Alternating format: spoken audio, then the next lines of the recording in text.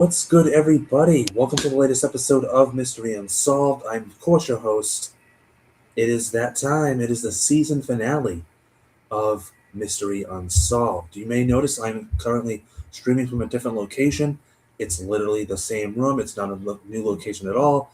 It's just me streaming from my chair rather than across the way here, facing my wall. Didn't feel like moving. Like I said, it is in fact the season finale of Mystery Unsolved, so that means it's the last episode of the season, and I do remember saying it was a disappearance case, but I didn't tell you on who it was about. Ladies and gentlemen, the season finale of Mystery Unsolved will be on the disappearance of Ray Gricar. I believe I'm saying that right. Let's get into this, shall we? Ray Gricar was an American lawyer who served as the district attorney of Central County, Pennsylvania from 1985 until 2005. Oh, excuse me. On April 15, 2005, Gricar went missing under mysterious circumstances and has not been heard from since. After he had been missing for years with no trace of his whereabouts, Central County authorities declared him legally dead on July 25th, 2011. So, not that I need to say this because I'm pretty sure most people know this, but after 7 years, if a person goes missing and they haven't been heard from or seen or whatsoever, they are declared legally dead.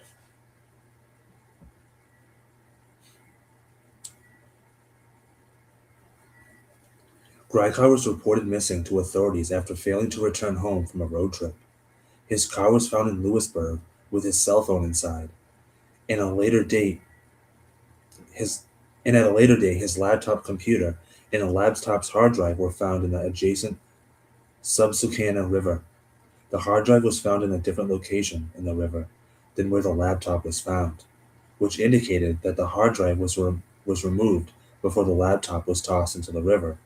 No further trace of Gricar has been found. So that's just a little brief summary of what we're about to get into. And yeah, um, this is going to be interesting. So before I do get into it, I don't think that this is going to be one of the cases I just go completely like ape shit and go off the rails. The last two I did because my god, the amount of stupidity, the amount of stuff that just didn't make sense was nuts. But again, I'm going into this blind. I've said many times before these videos happen that I'm not going to go off the rails, and before you know it, we have another John Benet Ramsey case that I'm just completely losing my shit over. And I will always lose my shit over that because, oh my god, I think I might actually redo a video on that, but that's for another day. Let's get back into this, shall we? At 11:30 a.m. on April 15, 2005, Gricar Fornicola to called Fornicola to inform her who I'm sorry, who's Fornicola? Am I missing something here?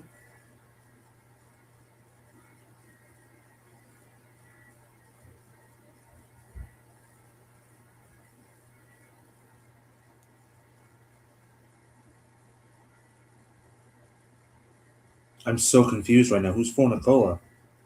They just mentioned this person's name as if I should know who it is.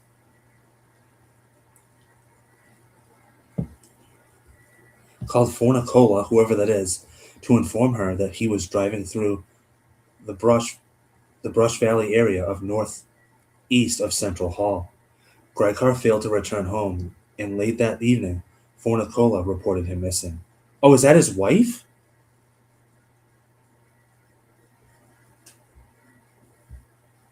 Apparently that's his wife, but her name's not mentioned. Hold on. This is so annoying.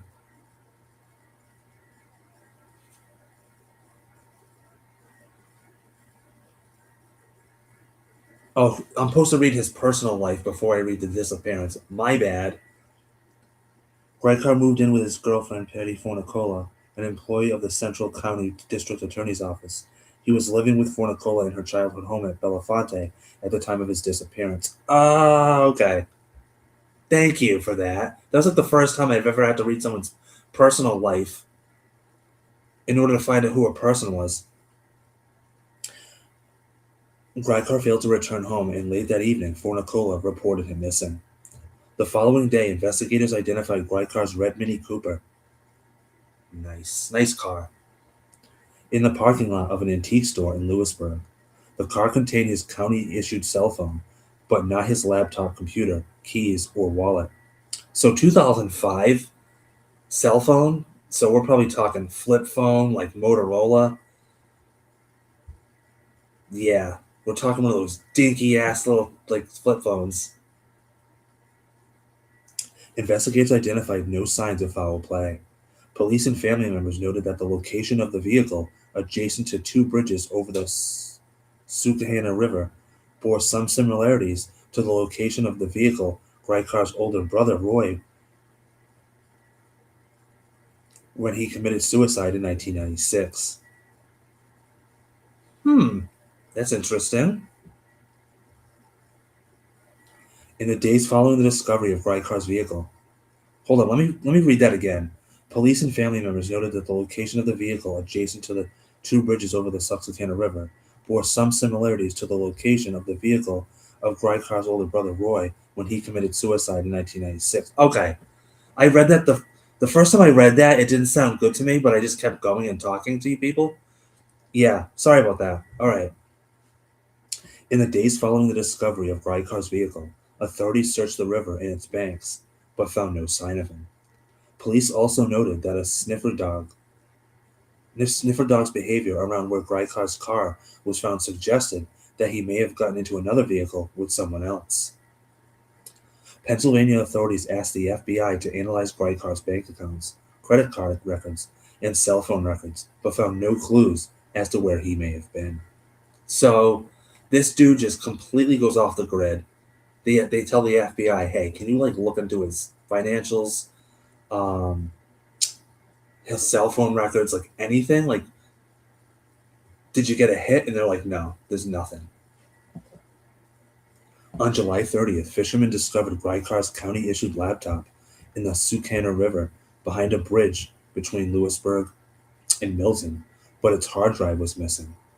Divers searched the area of the river where it was found over the next several days, but found nothing.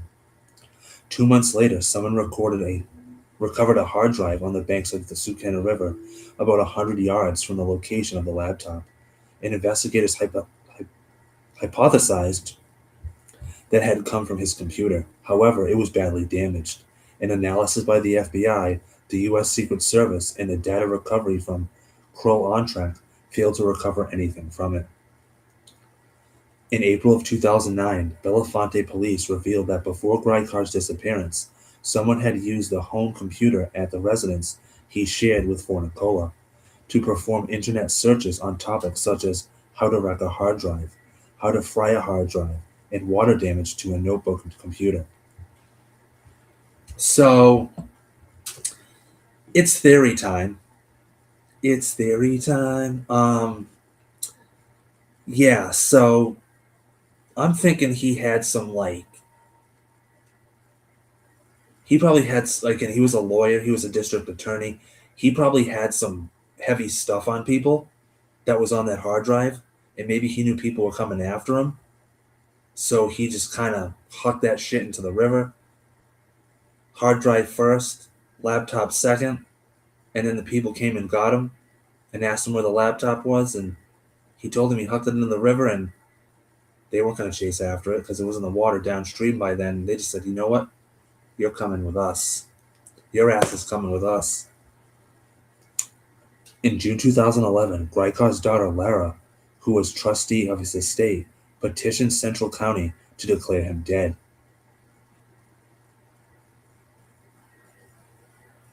Okay, I know for a fact that usually in most cases when someone's been missing for 7 years, they're already presumed legally dead. So I don't like the fact that his daughter is like going to the central county and they're like, she's like, presume that he's dead. I want his estate. I want his money. Is that what she like? Is she a greedy? Like, what's going on here? County President Judge David E. Grind declared him dead in absentia on July 25th, 2011. The following day, a police in Utah arrested a man resembling Gricar on a misdemeanor charge who refused to reveal his identity. Whoa, I didn't see that one coming. Holy crap. This John Doe resembled Gricar in height and weight, lips, and even some wrinkles, and the similarities led to speculation that Gricar had been found. Central County authorities sent copies of Gricar's fingerprints to Utah, but they did not match. Authorities eventually identified the man. Oh my god, that's crazy. That is crazy, huh? They're like, did we find him?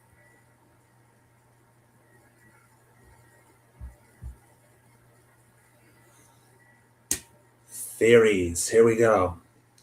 There are three main theories as to what happened to Gricar. The primary theory is that he died by suicide just as his brother had done, something supported by the similarities between the two cases. Police working on the case believe this theory to be the most likely. Oh, Jesus Christ. Remember when I did these I did last season and the season before, I mean the season after, like right now, and I was doing like cases that were in like the 40s and 30s and 40s, and every single cop would always chalk up the result being suicide because they were too lazy to investigate. Like, oh, he killed himself. It's like, no, he didn't kill himself. That's theoretically impossible. But now we're in modern times, and once again, the police are like, yeah, we think it's probably suicide. It's way too similar. I haven't even read the rest of this, and I haven't even read the other two theories. But I'm already just kind of Robert Downey Jr. gif, rolling the eyes. He was also reporting looking forward to his upcoming retirement. Hold up, whoops, sorry. Although Gricar was a poor swimmer, he had no medical history of depression or of suicidal thoughts. He was also reporting looking forward to his upcoming retirement. Okay, anybody, literally anybody with mental problems or has a family member that killed themselves by suicide will tell you, by the way, I'm not either one, but they will tell you that that doesn't mean shit. That last part, he was also reportedly looking forward to his upcoming retirement, and oh, he didn't have a medical history of depression or suicidal thoughts. That doesn't really mean shit these days. I hate to be the breaker of bad news. Really don't. Case in point, does everybody remember Twitch? I think his name was Ellen's DJ on the Ellen DeGeneres show. That guy seemed like he had the happiest freaking life. Dude ends up committing suicide, and he had no suicidal thoughts, and he wasn't depressed, according to his wife. So that doesn't mean anything. You know, you don't know what a person's thinking. The second theory is that Gricar wished to start a new life and therefore engineered his disappearance. He had allegedly expressed interest in the case of a Cleveland police chief who had disappeared in order to start a new life. The exact date of this is not known. Multiple sightings of Gricar were reported after his disappearance, most notably in a bar in Wilkes Barre, where both the bartender and an off-duty police officer claimed to have seen him watching a baseball game. It has also been suggested that Gricar may have taken off to Central Europe. He was semi-fluent in Russian and fluent in Slovenian. He had relatives in Slovenia and had made trips to the region of the world in the past. Oh, and had made trips to this region of the world in the past. The third theory is foul play. Early on, it was suggested that Gricar's disappearance might be linked to the unsolved death of Jonathan Luna, an assistant U.S. attorney who was found dead in a Lancaster County creek in December of 2003. Gricar had recently been involved in a police operation busting a heroin dealing ring, and the criminals concerned were investigated for any and the criminals concerned were investigated for any links to his disappearance, but none were found. Suggestions were also made that Gricar's decision to decline to prosecute Sandusky for alleged.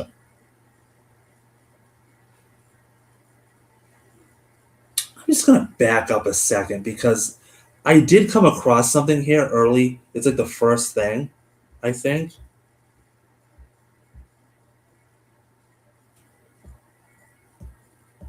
Oh no, apparently not. Hold on. Okay. I'm just going to finish that and then I'll try to look for it in detail. Suggestions were also made that Gricar's decision to decline to prosecute Sandusky for alleged child sexual abuse might be linked to his disappearance. Gricar's own family came under suspicion. Both his girlfriend and his stepdaughter were asked to take polygraphs by the police, which they both passed. All right, hold on. I need a little bit more on that last bit, which I believe I saw, unless I didn't.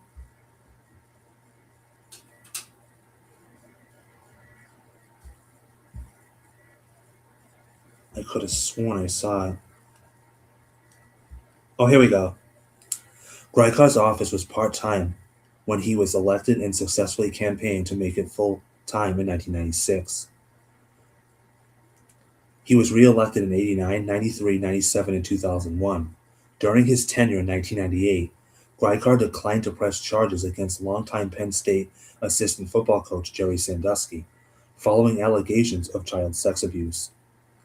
sexual abuse. Sandusky was charged with convicted of multiple counts of sexual abuse 13 years later. In 2004, Gricar announced he would not run for re-election and would retire from practicing law altogether in December of 2005, shortly after his 60th birthday. Okay, so he didn't prosecute or convict Jerry Sandusky, which is a little alarming. Kind of makes you wonder, doesn't it? Okay, so we have three really good theories. I'm going to go with the third theory, which is foul play. I think one of his cases got him killed. Well, I think one of his cases led to his disappearance, where he could technically have been killed. Who knows? But again, he's a district attorney. So again, between Jonathan Luna, the heroin busting, and somehow not prosecuting Jerry Sandusky in the 90s, that third one's kind of really the biggest punch, I think, of all. I think number three, foul play, led to his disappearance. Number two, I would love nothing more than to believe that this man faked his death. So let's go with that as number two. He's living a happy life in Slovenia with his other family members, right? Or he's in a bar in Milwaukee just watching baseball. But again, how many times? I mean, I always feel like a disappearance theory has to have like, oh, he went off and to live a different life, or she went off to live a new life. And I would love nothing more than to believe these theories, this particular theory, like they ran off to live a new life. But has that ever happened? Honestly, somebody find this out for me. I'm going to do my due diligence and look into it myself. Has there ever in the history of the world been a disappearance case where somebody that's like, semi-famous celebrity goes missing, or just a person in general, they go missing, and you find out, plot twist, they're still alive and they're just living a new life. Has that ever happened? But yeah, I would love nothing more than to think that Ray Gricar, that is off living a new life, or as Kim Kardashian once said, living his best life. Um, and last but not least, suicide. Because again, this is just such. I'm not. I keep finding myself apologizing for these videos, but then again, nobody really watches them. So if you're gonna come after me because you don't like something that I said, screw you. I'm not condoning. I'm not against suicide. Obviously, again, I stated this at the beginning. I know there are people you don't know their problems. You don't know what they go through. What I'm basically saying is I'm getting sick of coming across these disappearance cases or these, this body bodies being found and them being like chalking it up, police just chalking it up to like, oh, he committed suicide. She committed suicide. Did you do any investigating? Did you find any evidence to suggest this? Are you gonna get up off your desk? Because if you did any of the three, you'd know that's probably not suicide. And I have to think that the only freaking reason, other than them being just absolutely lazy as hell, the only reason that they think that it was a suicide was because he was parked near the bridge where his brother committed suicide. Okay, that means literally nothing. It's just a coincidence, but okay. I think obviously there was something on that laptop. And what gets me is that this particular article doesn't get into detail about that. They don't say why he threw the laptop out. They don't say why he removed the hard drive from the damn thing. Probably threw that into the river first, then he threw the laptop after. That's not even explained because obviously one can assume, well, wait a minute. Do you think the hard drive and the laptop had something to do with why he disappeared? Obviously it did. But again, they couldn't get anything off of it. So I get that part. So all right,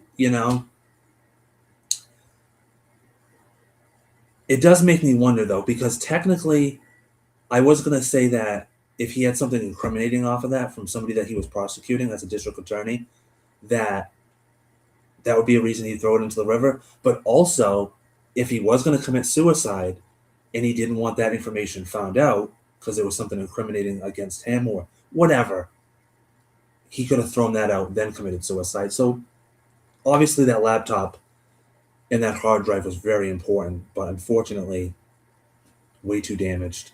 So he definitely knew what he was doing.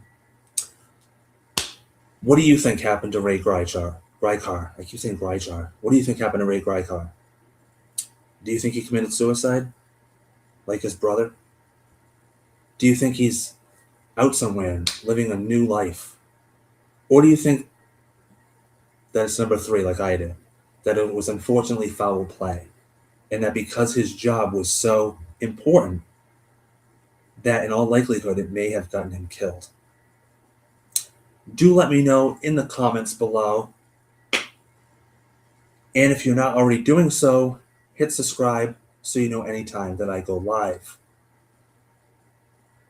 With that being said, I do hope you enjoyed the last episode for this season of Mystery Unsolved. I will, of course, be back for more episodes of Mystery Unsolved, but not anytime soon, as I will be then getting into a lot more some more different videos, if you will. But one thing I will be bringing back is mystery ghost stories is what I'm going to be doing next. So stay tuned for that next Friday, as I will have a very spooky story to tell. For Mystery Unsolved, this is Justin. Have a good one.